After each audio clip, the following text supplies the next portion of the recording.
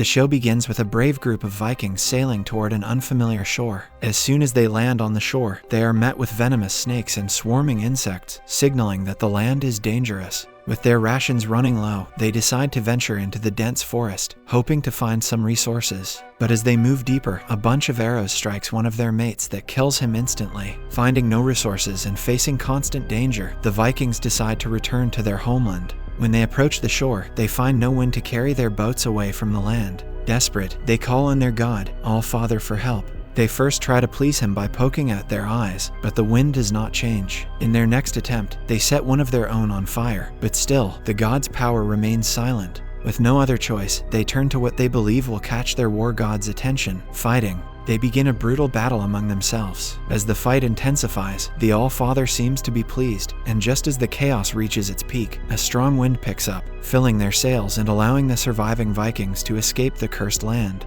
The scene shifts to a prison, where a prisoner named Shadow Moon is lifting weights. He tells his cellmate that he has a bad feeling about something, but his words are quickly dismissed. Later, he speaks with his wife, Laura, and shares his unease with her. She tries to calm him, reminding him that he has just 5 days left before his release, and that they are planning a surprise welcome party. That night, as he is about to sleep, he sees Laura's image on the walls of his cell. They share words of love before he falls asleep, only to dream of something bizarre. In his dream, he wanders through a forest filled with human bones, where trees' branches stretch out toward him and wounds him. The next morning, the warden calls Shadow into his office with bad news. Laura has died in a car accident earlier that day. He is also told that he will be released that afternoon, earlier than planned, due to her death. After his release, Shadow heads to the airport to fly to Laura's funeral, but struggles to change his flight to an earlier time. He remembers a lesson his cellmate taught him to never mess with airport staff, or he could end up back in prison. Keeping this in mind, he stays quiet and books the next available flight.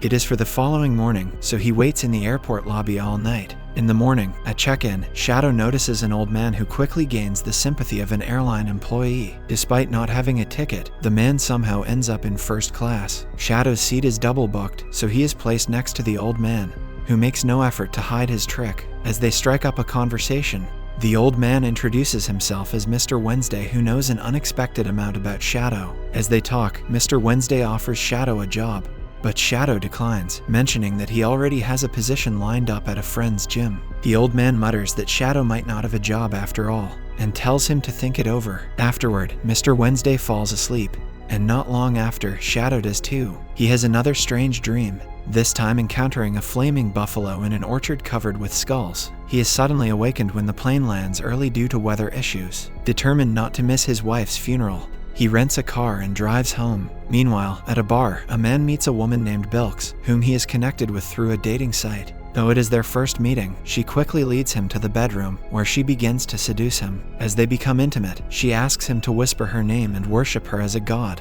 When he does, the man is suddenly consumed by her. After a long drive, Shadow stops at a bar where he runs into Mr. Wednesday again. Wednesday starts revealing unsettling truths, and continues offering Shadow a job. But Shadow gets frustrated and reminds him that he plans to work for his friend Robbie. That is when Wednesday delivers shocking news. Robbie was killed in the same car crash as Laura. At the table, as Shadow tries to avoid accepting Wednesday's offer, Wednesday pressures him to make a decision. Shadow decides to use a coin trick he learned in prison to settle it. He picks heads, unknowingly sealing his fate to join Wednesday's team. With the bet won, Wednesday steps away, confident in his victory. Soon after, a man named Mad Sweeney introduces himself as a leprechaun and shows Shadow a coin trick that he has not mastered yet. When Wednesday returns, he insists that since Shadow lost the toss, he must work for him. Shadow agrees reluctantly, but only if he can attend his wife's funeral first. He makes it clear that he neither likes nor trusts Wednesday. However, they seal the deal with 3 cups of meat. After that, Sweeney challenges him to a fight, offering one of his special gold coins as a prize if Shadow wins. Shadow hesitates but, provoked by Sweeney, agrees to the brawl. He defeats Sweeney and takes one of the gold coins. The next morning, Wednesday lets Shadow drive to Laura's funeral, where Audrey, Robbie's wife and Laura's best friend, reveals that Laura and Robbie were having an affair. In the graveyard, Audrey tries to seduce Shadow out of revenge, but he refuses and comforts her instead. Before leaving, he tosses the coin Sweeney gave him after winning the fight. The soil quickly swallows the coin, burying it in Laura's grave. On his way back, Shadow touches a strange machine, which latches onto his face, knocking him unconscious. When he wakes, a pixelated figure turns into a man named Technical Boy. who demands information about Wednesday's plan. With nothing to offer, Shadow is punished and finds himself hanging from a noose, close to death, but is saved at the last moment. In the dim hold of a slave ship, a vibrant spider crawls over as Anansi, the trickster god, whom a slave desperately pleads for their rescue. Suddenly, Mr. Nancy appears as Anansi, warning the enslaved people about the long years of oppression, injustice, and suffering that await black people in America, revealing a future scarred by racism and hardship. He finishes with a powerful reminder that sometimes anger is needed to make a change. Urging them to fight back, he tells them to kill the Dutch slavers and set the ship ablaze. When one hesitates, fearing death, Mr. Nancy retorts that they should at least die for something meaningful. Inspired, the slaves take control, set the ship on fire, and as it sinks, Anansi slips into the water, surviving while the flames consume the vessel. After being released, Shadow seeks medical care, and once treated, he goes to confront Mr. Wednesday, angry and demanding answers. Shadow relays Technical Boy's warning, pressing Wednesday for some insight into what he is really working for. Wednesday dismisses it as a risk of the job, doubles Shadow's pay, and assures him there is a plan in place. Later, in his hotel room, Shadow dreams of his late wife, Laura, visiting him, jolting him awake and stirring deep emotions. The next day, he heads to his house to gather belongings. The next day, he goes to his house to collect his things. Every corner brings back memories of Laura, but he pushes through and keeps packing. On the bed, he finds a box from the coroner's office containing Laura's personal items. Among them, he finds her phone, along with shocking messages from his friend Robbie. Realizing the truth, Shadow decides to leave town. As he takes one last look at the house, Wednesday appears and tells him not to dwell on it since Laura was unfaithful. They then set off on a road trip to Chicago. On the way, Wednesday tells Shadow he will be meeting some important people and hands him a list, instructing him to buy a few items. Shadow goes to buy the items Wednesday requested, but something strange happens in the store. The character from a television program named I Love Lucy, playing on a display TV, starts talking directly to him.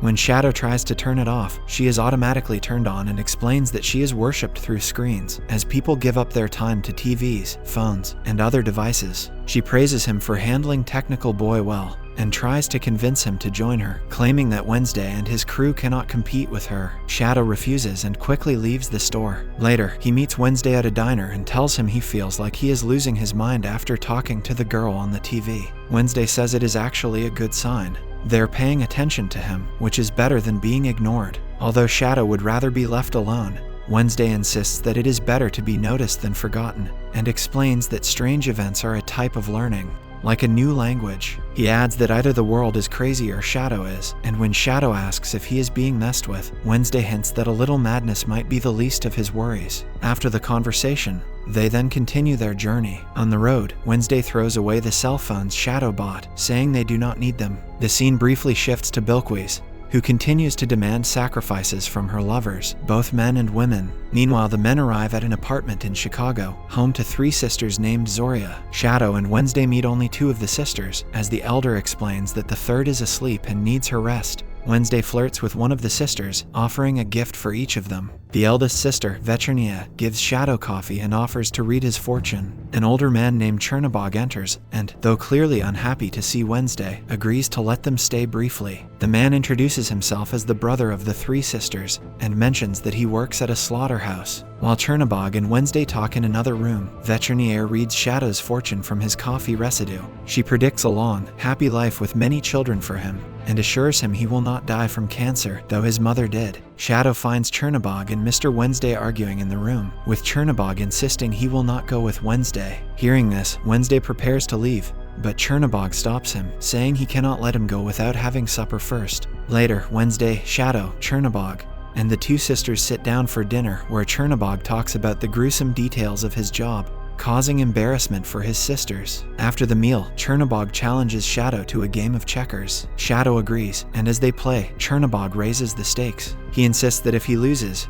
he will join Shadow and Wednesday on their quest, but if Shadow loses, Chernobog will kill him with his axe at the time of sunshine. Chernobog then reveals his hammer, and Shadow notices the blood dripping from it as Chernobog explains how many people he has killed with that weapon. Despite Wednesday's warning that he does not have to accept the challenge, Shadow agrees, believing he can win the game and convince Chernobog to join their quest. They begin playing, but unfortunately, Shadow loses, and Chernobog eagerly looks forward to using the hammer to kill him. Next, an elderly woman, Mrs. Faddle is preparing food in her kitchen for a family guest when she hears a knock at the door. She opens it to find Jackal, the Egyptian god of the dead, whom she mistakes for a robber. Jackal then shows her own lifeless body lying on the floor and assures her that her family will take good care of her and mourn her loss. Together, they ascend a staircase, rising up into the sky until they reach the sands of Egypt. There, Jackal weighs her heart against a feather and she passes the test, granting her access to the afterlife. He guides her to a place with 4 doors, each leading to a different version of the Egyptian afterlife. Nervous about making the wrong choice, Mrs. Faddle asks Jackal to choose for her. He selects a door, and as she steps through, she vanishes, heading toward her eternal reward. Shadow is asleep in the Zoria sisters' apartment when he wakes to see a mysterious woman in a nightgown climbing out the window.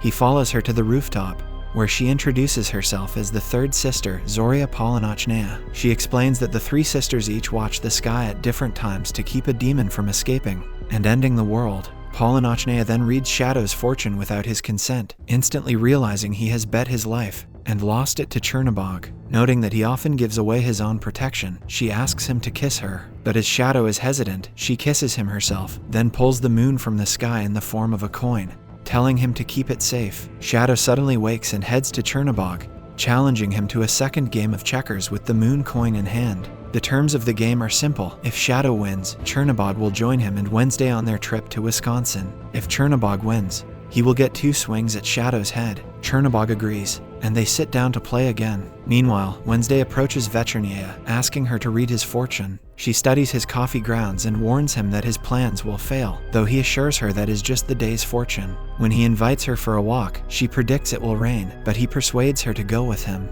During the walk, he kisses her, and thunder rumbles as rain begins to fall. She remarks that she can taste him in the rain, then asks what else she might taste. Wednesday's response: war. Here, this time, Shadow wins the game, so Chernabog agrees to join him and Wednesday on their journey. However, he reminds Shadow that, since he won the first game, he still gets 1 swing at Shadow's head. The scene shifts to Sweeney, passed out in a bar. He wakes to a shotgun pointed at him and is promptly kicked out. Stumbling along the roadside, he accepts a reluctant ride from a stranger. As they drive, they follow a truck carrying metal pipes. Sweeney leans back to rest, but suddenly, a metal pipe flies off the truck and fatally impales the driver. When the police arrive, an officer tells Sweeney it is a case of bad luck. Sweeney, now furious, realizes he is missing his lucky coin, the one he had given to Shadow. In an American city, a man named Salim, a recent immigrant, is struggling to make ends meet as a salesman and to adapt to the new culture. After another unsuccessful day, he summons a cab and starts chatting with the driver,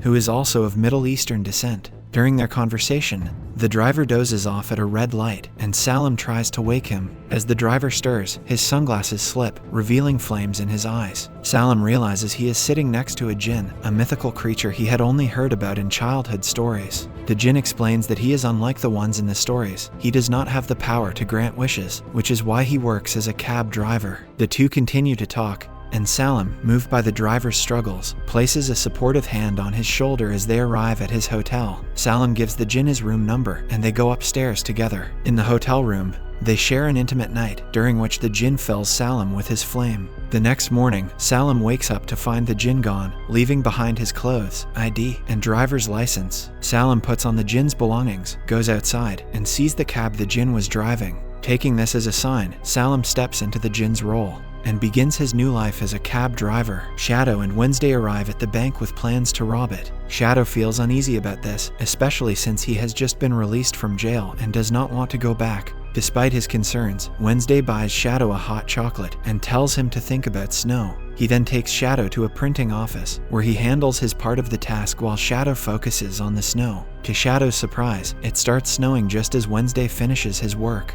Later, while having lunch at a restaurant, Sweeney tracks them down and confronts Shadow. He demands the golden coin Shadow took from him. Shadow explains that he no longer has the coin because he tossed it on Laura's grave in his hometown. Wednesday devises a plan to withdraw all the bank's deposits by creating a false issue with the ATM. He instructs Shadow to pretend he is an officer who is overseeing the situation. As part of the plan, the officer calls Shadow to verify the details, which allows them to successfully take all the money. Once the task is complete, they head back to the motel, having carried out their scheme without raising suspicion. Meanwhile, Sweeney heads to Shadow's hometown to retrieve his lucky coin. When he digs up Laura's grave, He finds it empty, not even Laura's body remains. At the motel, Shadow finds Laura waiting for him in his room. Subscribe for more videos like this, turn on the notification, and leave 1,000 likes or 100 comments if you'd like us to continue part 2. Thank you.